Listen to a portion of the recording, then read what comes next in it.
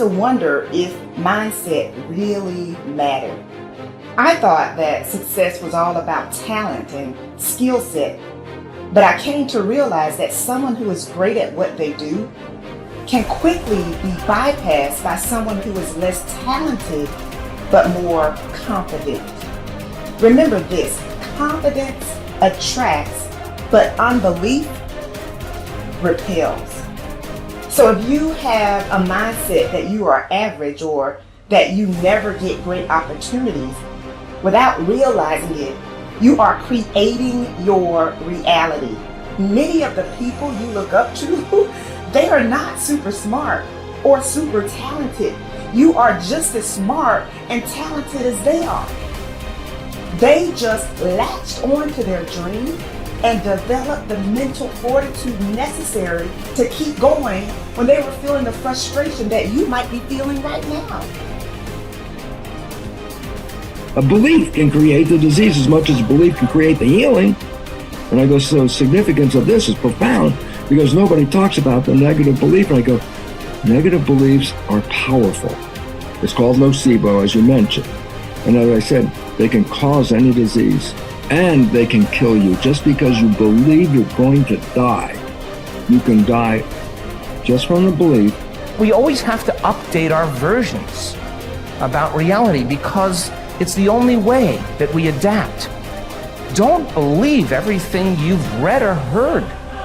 It just may not be the truth. There's always a greater truth that you and I can begin to investigate. Surely someone in eternity has had similar problems as you and I, and they've gotten beyond it, yes or no? So study that person. You want to be wealthy?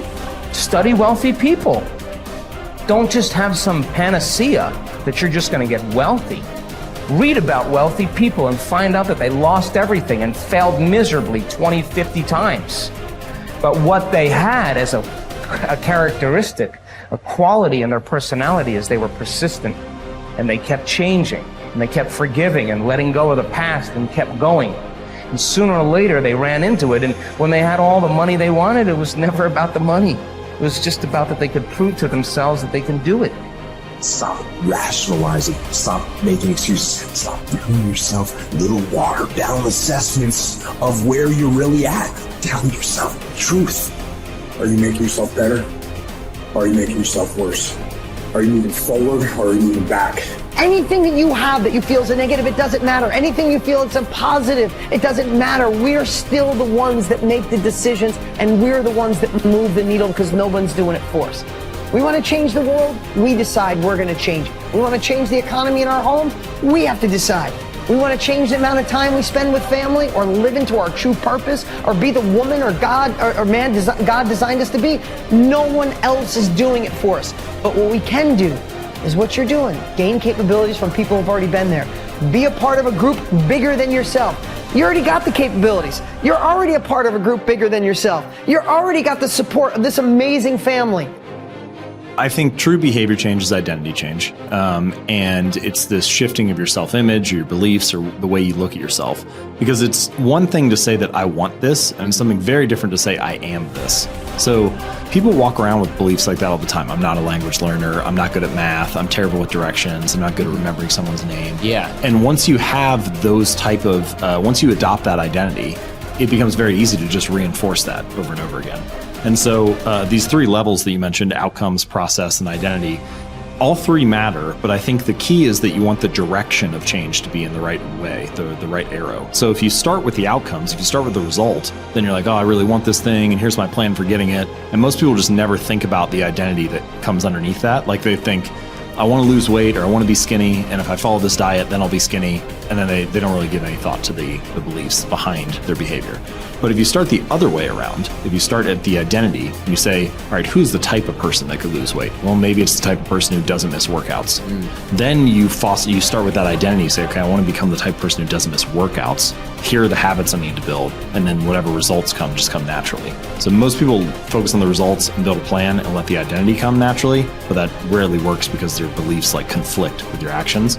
But if you start with the identity and you build the habits to reinforce that, then the results just come on their own. You are quite capable, and I don't even know what you earn, but I do know this. You can turn your annual income into a monthly income. You're very capable of doing that. Now, you may think that I'm exaggerating. You can't exaggerate when you start talking about the potential of a human being. Stop and take a look at the way we communicate today. I remember when I was a kid when I saw the first television set.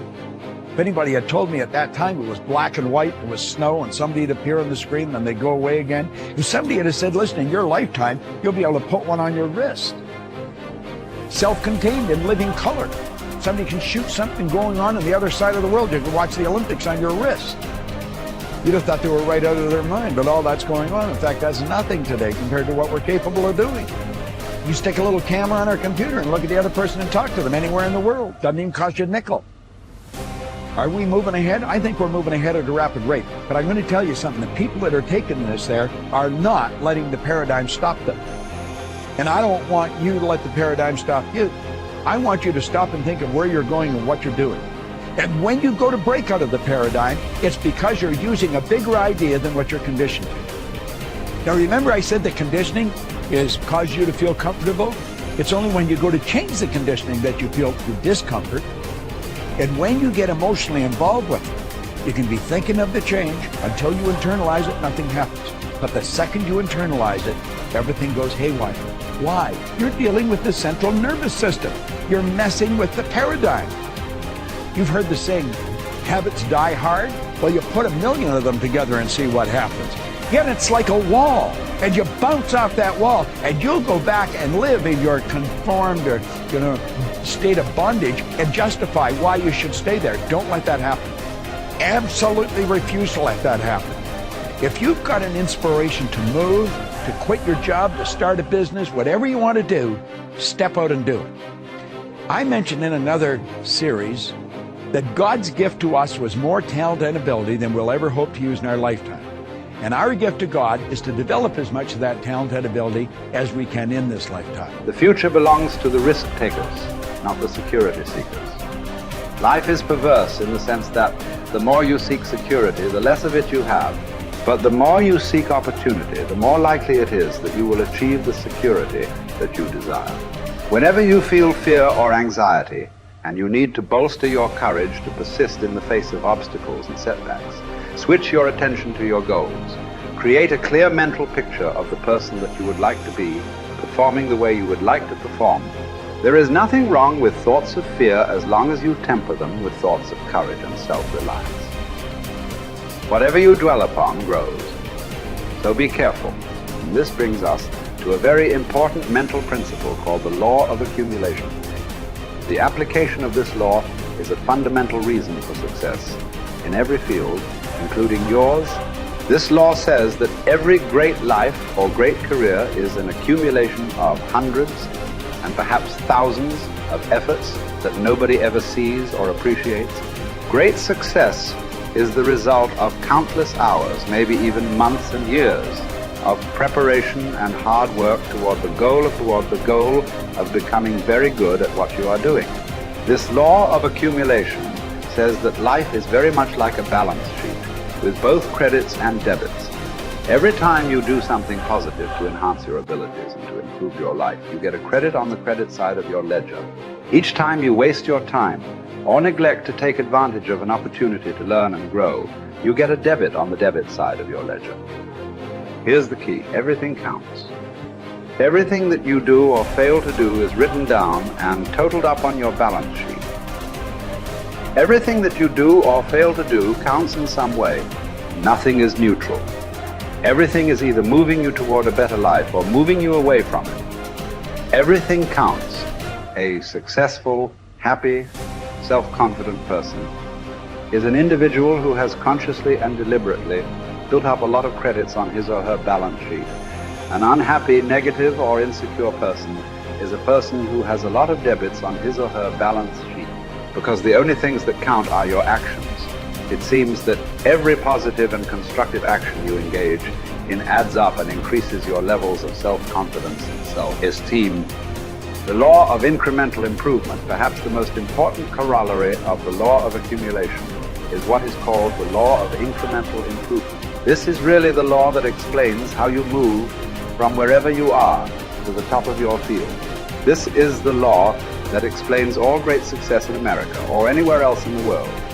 This law simply states that a person becomes good at his or her chosen field by improving incrementally, continuously, over a long period of time.